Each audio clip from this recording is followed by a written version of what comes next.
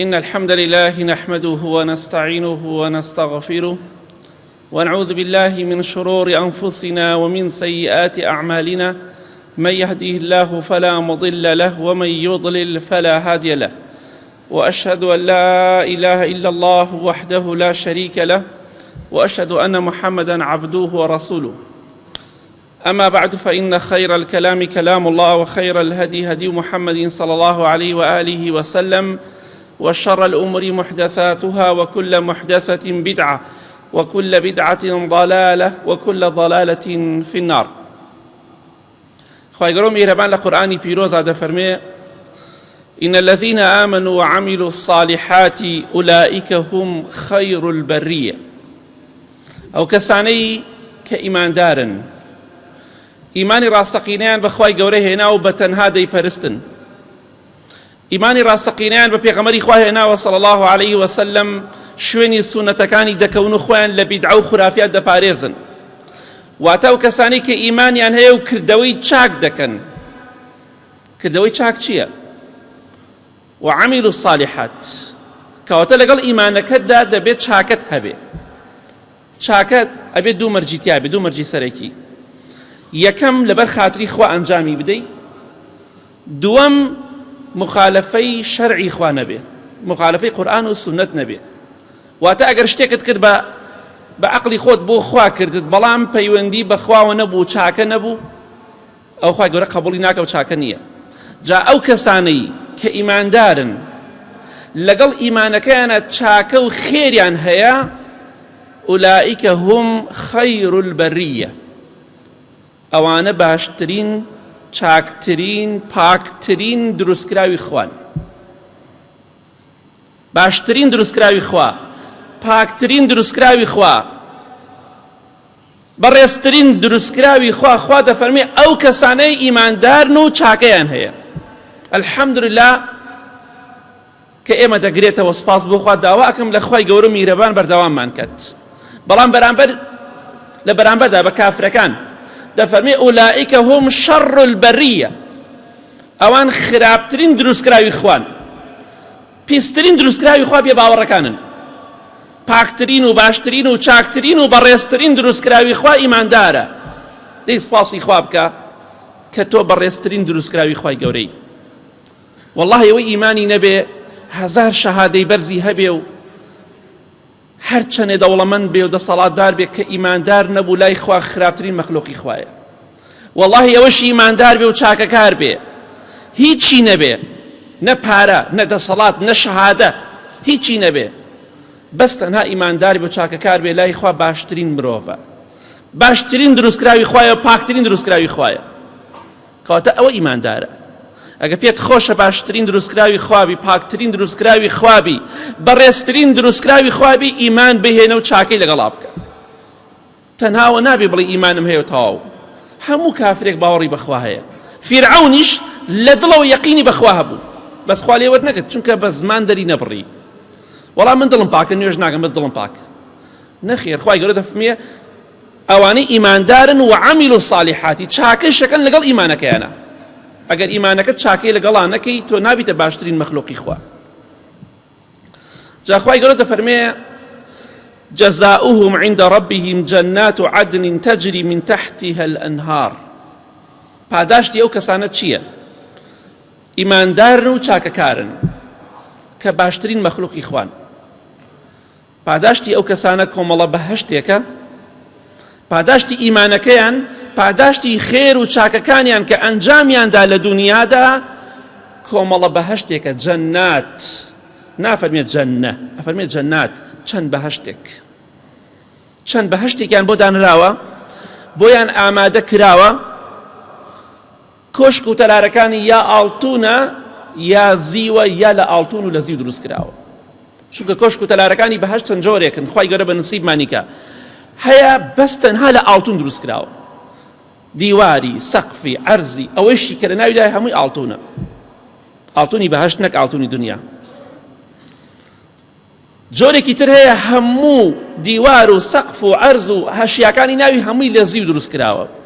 جۆرێ تری هەیە، کۆشک و تەلارەکانی بەهەشت خشتێکی ئاڵتوونە پێغەمبەری خوا دەفەرمێ صلی الله عليه وسلم خشتێکی زیوە حیشە تەنها لە دوڕ و گەوهەر و یاقوت و مەرجان دروست کراوە ئەو کۆشک و تەلارانە ئەمە خوای گەورە دایناوە بۆ ئیماندار بۆیە پاداشتی ئیمانەکەت پاداشتی نوێژ و ڕۆژ و عیبادەت و زیکر و قورئان خوێندن و خێر و چاکەکانت ئەو بەهەشتەیە کە خوا ئامادەی کردووە تەجری من تحتها الأنهار بەژێر ماڵەکەتدا بەژێر کۆشک و تەلارەکەتدا ڕووباری ئاو دەڕوات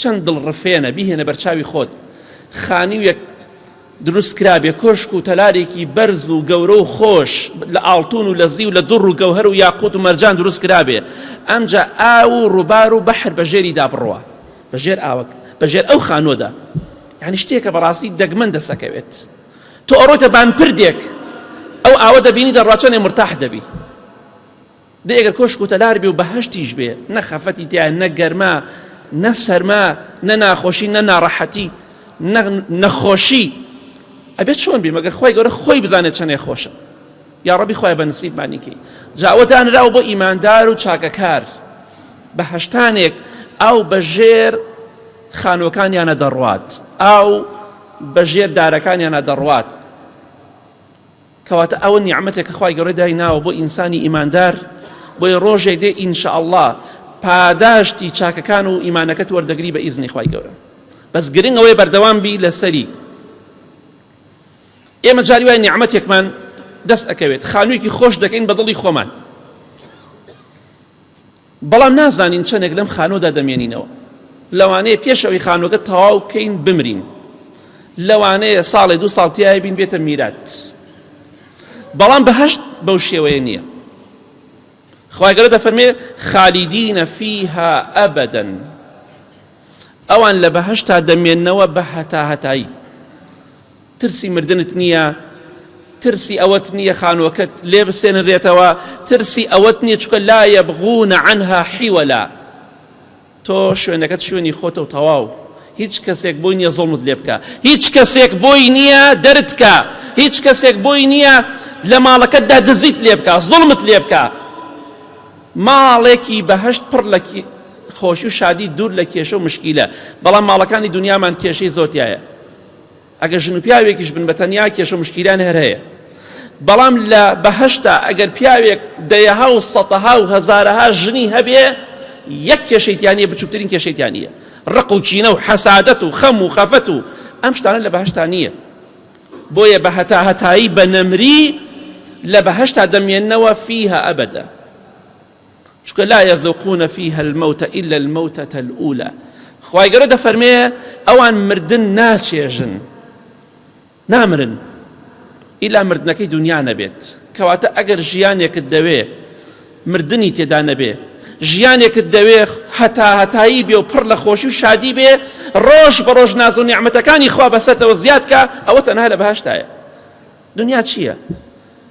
کوا مردوەکانمان ڕەحمەتی خوایان لێبێ ئەو هەموو خەڵکە بڕۆشت ڕۆژێک دێ لە گۆڕستان بە جێمان دەهێڵن و دەگەڕێنەوە وەڵڵاهی کاتێککە دەمرین پەلەی ئەوەیانە کە سوکارەکەمان چۆن بانشارنەوە وەڵڵاهی پەلەی ئەوەیانە زوو لە گۆڕمان نێن پەلەی ئەوەیانە زوو بە خاکمان بسپێرن دەستخۆشی لەو کەسانش دەکرێت کە خۆڵ بەسەر لاشەمانە دەکەن دوعای خێر بۆ کەسانە دەکرێت دەستان خۆش بێ خۆڵتان کرد بەسەر ئازیزەکانی ئێمەدا ئەبێ دەستخۆشیان لێ بکە چونکە ماندوو بوونە مەبەستمەوەی ئەوە ژیانی دنیاە هەر دەمریت دەوڵەمەند بی فەقیر بی دەسەڵاتدار بی بێ دەسەڵات بی بە ملیۆنەها ڕئیس و مەلیک و پاشا لەسەر زەویا بوون کوان چیان لێ هات ئەوەی چاکەی لەگەڵ خۆیان برد سەرکەوتوو بوو ئەگینا والله هەمووی پەشیمانە لەوەی کە لە دنیادا ئەنجامیدا بۆیە ژیانی دنیا هیچ نییە بڕاوەیە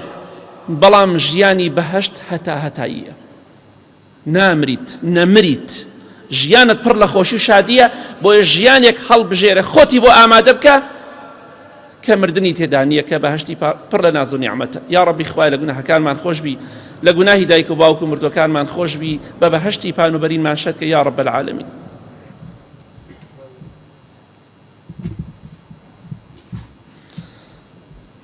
الحمد لله والصلاة والسلام على رسول الله وعلى آله وصحبه ومن والاه.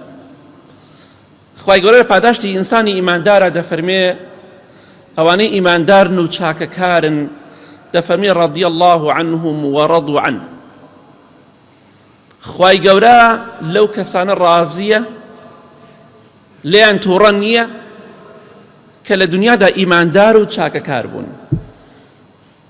خوا لێت ڕازیە، پێت خۆشە خوا لێت ڕازی بێ ئەبێ چاکە بکەیت. خوا بەوە لێت ڕازی نابێ من نوێژ ناکەم عارەقە خۆم زینا ئەکەم و دڵیشم پاک. ئەی پێغەمبەری خوا صلی الله علیه وسلم دڵی پاک نەبوو؟ ئەی پێغەمبەران سەلامی خوایان لەسەر بێ دڵیان پاک نەبوو خوا فەرزی کرد لەسەریان عیبادەتی خوا بکەن؟ خوا ڕێگای بەوان نەدا خراپەکاری بکەن، مەشروب بخۆن و زینا بکەن، ڕێ بە تۆ ئەدات بۆ دڵی تۆ کە خائیسە و ژەنگاوی و لە تەنەکە ژەنگاوی ترە، دڵی تۆ لەوان پاکترە؟ کەس حەدی نییە. بۆیە خوای گەورە دەفەرمێ بە خۆشەویستترین مەخلوقی خوا کە محەممەدە صلی الله عليه وسلم دەفەرمێ واعبد ربك حتى يأتيك اليقين. عیبادەت بۆ خوا بکە ئەی محەممەد صلی الله عليه وسلم حتا ئەو ڕۆژەی دەمریت. ئیتە تۆ چی عوزرێک تەیە کە من وەڵا دڵم پاکە؟ ڕۆژێک دێ ئەو دڵە پاکی کە تۆ مواسەفاتە لای تۆ دڵنیا بە لەناو ئاگری دۆزەخا دەسووتێنرێ. چونکە خوای گەورە دەفەرمی ئیماندار ئەبێت چاکەی هەبێت، ئەبێت چاکەکار بێ، ئەبێ مرۆڤێکی چاکەکار بێ. ئەو کاتە خوا لێت ڕازی ئەبێ وەڕەضوا عنه، و ئەوەشی خوا پیان دەبەخشێ ئەوان پێی ڕازین. ئینسان چۆن ڕازی نابێ خوای گەورە بیخاتە بەهەشتەوە؟ تۆ لە دنیادا ئەم هەموو ساڵە ڕەنجە دەی خۆت ماندوو ئەەکەی سەر و ڕیش و برۆسپی ئەبێ جاری وای ناتوانانی خانوویە بکڕی، ناتوانانی ببیتە خاوەنی خانوویەکی باش. ئەمری بە ئەختیاری و بە پیری بە کرێچێتی ئەمریت لە کرێچیەی. بەڵام تۆ ئەو ماوەی خۆت ئەو عمرەی خۆت بەشێکی بۆ خوا سەرف کە خوای گەورە کۆشک و تەراری ئاڵتون و زیوت پێ دەبەخشێ. لە پاداشتی ئەو ماندووبوونە کە لە دنیادا هاتی بۆ مزگەوت نوێژت کرد، ڕۆژت کرد، قورئان دەخوێند، قورئانی پیرۆز زیکری خوات کرد، خێر و چاکە و سەدەقەت کرد، خوای گەورە و میهرەبان لێت ڕازی ئەبێ و ئەوەشی بە تۆی دەبەخشێ ئەوەندەت پێ ئەبەخشێ کە پێی ڕازی بیت. بۆیە کاتە پێغەمبەری خوا دەفەرمێ صلی الله عليه وسلم لە ڕۆژی قیامەتە خوای گەورە بە ئەهلی بەهەشت و بە خەڵکی بەهەشت دەفەرمێ ڕازین ئێوە بەو نیعمەتانە ڕازین؟ ئەمە رضی الله عنهم ورضوا عنه. ئەمەیە خوای گەورە دەفەرمێ ئێوە ڕازین؟ دەڵێن ئەی پەروەردگار چۆن ڕازی نابین؟ ئەوەی بە ئێمەت بەخشیوە بە کەست نەبەخشیوە، دەم و چاوی ئێمەت سپی کرد، دەم و چاوی ئەهلی دۆزەخت ڕەش کرد، ئێمەت خستە بەهەشتەوە، لە ئاگری دۆزەخ ئێمەت ڕزگار کرد، ئێمە چۆن ڕازینین ئەی پەروەردگار؟ تۆ ناز و نیعمەتی زۆرت بە ئێمە بەخشیوە. خوای گەورە دەفەرمێ ئوحیل عەلەیکم ڕیضوانی فەلا ئەسخەط عەلەیکم بەعدەه ئەبەدا. من ئەمڕۆ لە ئێوە ڕازی دەبم و لەمەولا هەرگیز لێتان تووڕە نابم، قەت لێتان تووڕە نابم. لە ساحەی مەحشەر تووڕە بووم، لەسەر پردی سیرات لە خەڵکی تووڕە بووم، بەڵام ئێستا ئێوە کە لە بەهەشتان قەت لێتان تووڕە نابم، دڵنیا بن لەوە. خوش وعدە خلاف نابێ. کەواتە ئاگاداری خۆت بە، ئەگەر پێت خۆشە خوا لێت ڕازی بێ و ئەوەشی کە پێت خۆشە پێتی ببەخشێ لە دوای مردنت لە دنیادا چاکەکار بە و ئیماندار بە و چاکە بکە، ئەگینا دەستت ناکەوێ. جا ئەم وەسفانەی کە باسمان کرد، ئەم هەموو ناز و نیعمەتەی کە خوا پێ دەبەخشێ، کە خوای گەورە باشترین مەخلوقی خۆی ناوت دەبە، کە خوای پەروەردگار دەتخاتە بەهەشتەوە، خوای گەورە بە هەتاتایی لە بەهەشتا تۆ دەهێڵێتەوە، خوای گەورە لێت ڕازی دەبێ، خوای گەورە ئەوەندەت پێ بەخشێ کە پێی ڕازی بیت و زۆریش پێی ڕازی بی. ذلك لمن خشي ربه. ئەمە بۆ کێیە؟ بەهەشت بۆ کێیە؟ بۆ کەسێک کە لە خوا بترسێ، کە لە دنیادا لە خوا بترسێ. خەڵکی وایە لە کاکە گیان ئێوە ئەمان تۆقێنن، ئێوەمان ترسێنن. ئینسانە بێ لە خوا بترسێ. لە حەدیثێکی صحیحدا هاتووە چەند جار باسمان کردەوە جوان گوێ بگرن. ئەوانەی کاڵە چیمان کردووە، یعنی سبحان الله خەڵکی وایە ئەڵێ وەرە بۆ مزگەوت، ئەڵێ چیم کردووە بێمە مزگەوت، چیم کردووە؟ ئەی پێغەمبەری خوا صلی الله عليه وسلم 5 فەرزە لە مزگەوت و چی کردبوو؟ ئەی ئەبوبەکر و عومەر و عوسمان و عەلی چیان کردبوو لە چاوتۆدا بەردەوام لە مزگەوت بوون؟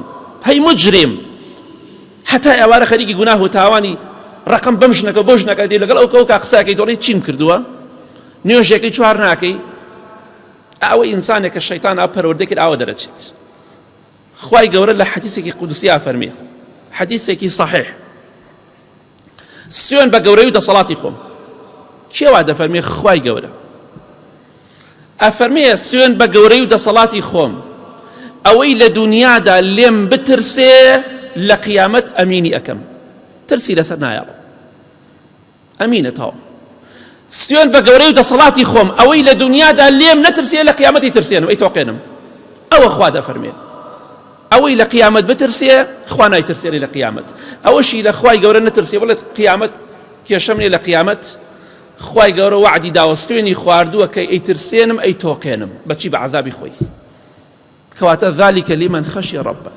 بەهەشت بۆ کەسێکە کە لە دنیادا لە خوا ترسابێ کەواتە لە خوا بترسە ئومێدیش بە ڕەحمی خوا هەبێ لێشی بترسە ولمن خاف مقام ربه جنتان ئەوەی لە خوا بترسێ خوای گەورە دەفەرمێت دوو بەهەشتم بۆ داناوە دوو بەهەشتی گەورە خوا دەزانێت بدوو بەهەشتە چەندێک گەورەیە کەواتە ئینسانە بێ دوو باڵی هەبێ ترس و ڕەجا خەوف و ڕەجا بترسێ لە خوا لە عەزابی خوا ئومێدیشی بە ڕەحمی خوا هەبێ بە بەهەشتی خوا هەبێت ئەگەر تەنها بەس ئومێدت هەبێ و بڵێ من بەهەشتیم و فڵان بەهەشتیە و چیم کردووە چیم نەکردو گوناحم نییە دڵنیا بە سوێن بە گەورەی دەسەڵاتی خوا ئەترسێنێ سوێن بە گەورەی خوا ئەتۆقێنێ سزاتەدا لە قیامەتدا لەسەر ئەو قسانی کە دەڵێ من چیم کردووە من گوناح و تاوانم نییە من بەهەشتیم ئینسانە بێ ئومێدی بە هەبێ خوا بیخاتە بەهەشتەوە ئومێد بشترسێنەوەی کە خوا بیخاتە ناو ئاگری دۆزەخەوە چونکە خوای گەورە دەفەرمێ ئین عەذاب ربهم غەیر مەئمون